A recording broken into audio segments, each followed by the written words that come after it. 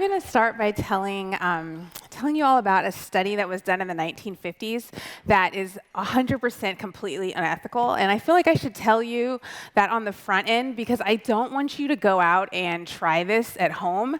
When I was teaching at Westmont College a few years back, we talked about another unethical study in my psychology class, the Stanford Prison Experiment. You might have heard about it. And in the next class, one of my students came in and told me that he had tried it on his younger siblings, and everyone had been crying. And I said, you can't do that. So please don't try this at home. But this study was done by Muzafer Sharif in the 50s, and he was really interested in looking to see what happens when you take otherwise normal, healthy kids and let them compete against each other. Do they change in any sort of significant way? So, like I said, you can't actually do this. But what he did is he found a bunch of boys, all the same age, 11 years old, all same race, white, same middle-class backgrounds, came from more or less healthy families, were psychologically healthy, normal, nice boys. And he convinced their parents to let him take them away for summer camp for the entire summer. And the parents said yes. And so he went and basically turned it into a summer-long psychology experiment on hostility. And so he divided the boys into two groups. So the two groups did not meet each other initially. They met at separate meeting places, and they were sent on separate buses. And one group of boys was sent to one side of a major state park in Oklahoma. The other group of boys was sent to another side, so there was no interaction. They got to spend a week or two together, just kind of team building and playing games. And they came up with names. One group named themselves the Rattlers. The other group named themselves the Eagles. And everything was going great. And then he brought them all together at this camp. Now, Sharif, the experimenter, was posing as the camp handyman. So he was just around, fixing the pipes, but then, observing what was going on with these boys. And at first, they got along okay and were happy to have new playmates. But what the researchers did is they set up a series of competitions between the Rattlers and the Eagles. And these were all what we would consider to be benign competitions. So, tug of war, football, baseball, etc. And what they did is they gave prizes to the boys, to the team that would win each competition. And so every night in the mess hall, over dinner, they would give out prizes. The prizes were things that you probably shouldn't give 11-year-old boys, like pocket knives and stuff like that. And they kind of had the ceremony, and one group got all of the prestige and the prizes, and the other group didn't. And within 2 days, these boys turned from kind of Leave It to Beaver 1950s white kids into these vicious, horrible, hostile boys. And so one night after the Eagles had lost the game and hadn't gotten their pocket knives and their trophies, they took a bunch of rocks and pummeled the Rattlers' cabin and broke a bunch of windows and did a lot of damage. The next night, the Eagles retaliated and they torched the Rattlers' cabin, and one boy was seriously hurt. And so pretty quickly, this fun competition devolved into something that was really, really ugly. And they got to a point where they couldn't even have the boys in the same place at the same time without them breaking into fistfights. And what this said about human behavior was so fascinating to Sharif, because he had this hypothesis. If people have to compete against resources, will it get ugly? And he found that in the case of these boys, yes, that is true. And he continued to do more research on this topic and came up with what we call realistic conflict theory. It's this idea that when people are competing for scarce resources, they will automatically become hostile towards each other. It just simply happens. So people have looked at realistic conflict in historical context. So for example, right after the Civil War ended, during the Reconstruction period, all hell was breaking loose. in the United States. The institution of slavery, which had really been the backbone of American capitalism, had fallen. And now all of a sudden, there's a lot of competition over scarce resources. Who's going to have the power? Who's going to have the economic muscle in this new society where people who were formerly property are now entering the marketplace on some level? And there was a lot of fear. And in response to that, we see the birth of the KKK. In response to that, we see the beginning of lynchings. And so this response of hostility came out of this competition for scarce resources. And then if we look at the 1930s, when cotton prices dropped, and again, we see this significant spike in scarcity and a fear around that. We see an increase in lynchings that go up around that time.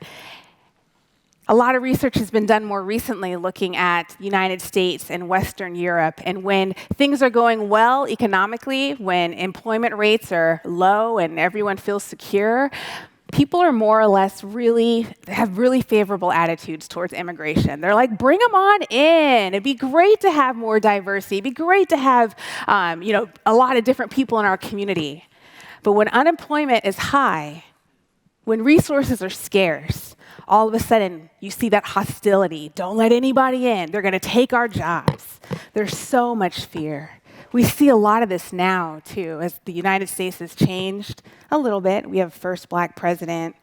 We have young, educated black students who've benefited from affirmative action and historically black colleges and universities who are leading a very powerful movement. The Black Lives Matter movement have a voice in our society in ways that they haven't before. And what's the response? More often than not, it's hostility.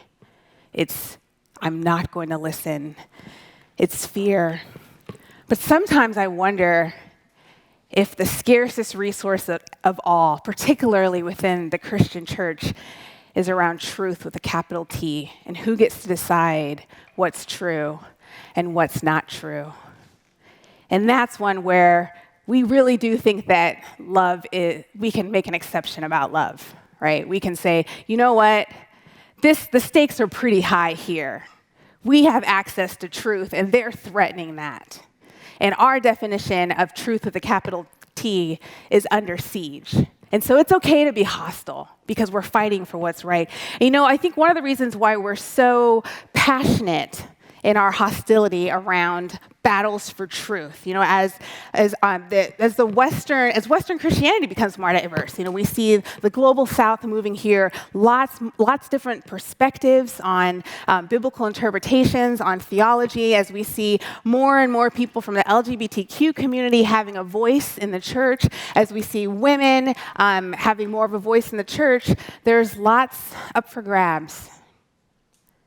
And we wonder, what is the truth? And, this is really tricky for us because as human beings, we hate ambiguity. We're all naive psychologists. We all want to make sense of our world. We all want to predict what's happening next. And so we want to be able to have some certainty. That helps us be at peace with ourselves. So we hate ambiguity. And because we're cognitive misers, we don't want to take the time to wade through all that ambiguity. That's going to waste a lot of our cognitive resources. We want to consume them. And so we'd rather just stick to what we think we know for sure. And if someone comes to try to open that can of worms and suggest that maybe what we think about truth needs to be revised, needs to be reconsidered, then we respond with hostility and fear. And so we're naturally set up for this hostility. We're naturally set up for this fear, which is really a bummer because Jesus told us to love our enemies. And so our natural response is to identify them and name them and label them as enemies simply because we're competing over what might be true or power or money. The good news, though, is that these processes, they might run amok, they might run awry because we're not aware of them, because we don't know that they're happening. But once we become aware of them, we can actually begin We can begin to address them. We can begin to talk about them. As we think about ambiguity and how much we hate ambiguity, one of the things that I've studied in my own research is looking at black sheep in our society. And the black sheep are people that we social psychologists would characterize as, they toe the party line in general, but in one really crucial way, they don't. And so, an example of a black sheep would be a Republican who is pro-choice. That's really confusing. That really introduces ambiguity. And so we actually want to we feel like it's even more okay to be hostile towards them, much more so than we'd be against maybe someone who's different than us, if per se we are Republican, because they are messing with our clarity around what it means to be Republican, what it means to be true. And in my research, I found that if we give people the opportunity, so I'll bring people into my lab who are self-identified Republicans, and I'll have them interact with someone that they think is a pro-choice Republican, a black sheep, and I'll say, you have an opportunity to teach this person what is true. So take the next 5 minutes to do that, and they'll give it their best shot. They'll put together a speech, and then we always set it up so that the learner didn't learn. And so we come back and we say, you know what, that they didn't learn. You gave a pretty good speech. It was compelling, but they didn't learn. Would you like to punish them? And about 80% of the time, people say yes. What are the options? What are the options? Yeah. And so we say, well, you have two options. You can either have them put their hand in an ice bucket for 15 minutes, or you can choose a noise blast to go into their ear. This is all ostensibly happening, right? They think it's happening, but it's not really happening. And people typically choose the ice bucket because it sounds more horrible. And they're absolutely happy. They're happy to mete out punishment on that person. They're happy to be hostile towards that person because that person is a competitor to them over the scarce resource of what is true, what is right, what is clear in my life. But the good news is when we talk to them and we say, hey, this is a pattern that people demonstrate naturally, automatically. Fear and hostility is something that you naturally do when you're faced with ambiguity, when you're competing over scarce resources. Let's talk about this process with you. Now, how would you like to respond to this person? People don't choose the punishment. Once it's brought into conscious awareness, people are able to think a little bit more rationally about it. And we get into this conversation of what is at stake here?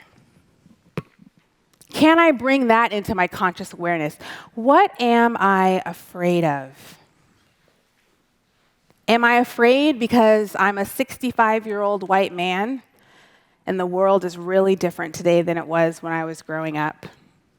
And now my grandkids have a boss who's Latina, or they have a boss who's Muslim, and that wasn't the way it was when I was young. White people were the bosses when I was young. Is it because I grew up in a Christian home that was traditional on issues of sexuality, and now I'm coming face to face with someone who claims to love Jesus as much as I do, and my definition of being a Christian excludes that person, and now I have to come to terms with this reality? Am I going to shrink back in fear and hostility? Or am I going to name it and say, what's at stake here for me is my perception of truth? And can I lean into that? And can I start to ask bigger questions? Is the God who created this complex and multifaceted world big enough, wise enough, complex and multifaceted enough to handle this ambiguity? To help me navigate this ambiguity with kindness, with a love where there's no exception. But we have to pay attention to the processes that are making it so hard for us to be kind. This ambiguity, this competition that leads us to be fearful, to be hostile. And as someone who's personally really committed to spiritual development, spiritual formation in the context of this work of being in relationship with the other. I've spent a lot of time in communities of people who have to grapple with this on a daily basis. They are under siege a lot of the time. And so I've spent some time in Palestine with people who have to come face to face with another group that they have conflict with. There are scarce resources like land and power and money. And what I've learned from my friends who are Palestinian is so poignant. They believe that God, Jesus, calls us to love our enemies. Yes, for the sake of loving our enemies so that they feel love, so that they can experience God's love, but so we can experience God. And my friends who are Palestinians say, we discover God in our enemies because we are all created in the image of God. And if I'm blinded by hostility, if I'm blinded by fear, if I can't see past the ambiguity that I'm faced with, how am I possibly going to be able to actually see God in the people that I've labeled an enemy? What can I learn? How can I be set free? How can this perspective that challenges everything I believe about the world, that undermines my entire experience, how can this be something that God is teaching me so I can be set free? When I talk with people who've gone down this journey, I've talked to the white man who, for the first time, is learning that maybe he didn't earn everything that he has. And that is earth-shattering. It's painful. It is truly painful to face that ambiguity for the first time and to continue leaning into that ambiguity. If I talk to people who've gone down that path, they say things like, I feel like for the first time I have flesh on my bones. No matter how hard it is moving forward, I can never go back because there's something here for me. There's God here for me. There's the presence of the Spirit here for me. There's truth here for me when I open myself up and when I'm not afraid and I allow the Holy Spirit to help me navigate that experience. When I live out of love and not fear. My mindful self-compassion teacher says that everything in the world, every thought, emotion, and behavior comes from either a place of love or a place of fear. John the Apostle would say something similar, right? He said, perfect love casts out fear. Love and fear are opposite. So we must grapple with our fear if we're ever going to actually come to a place of love.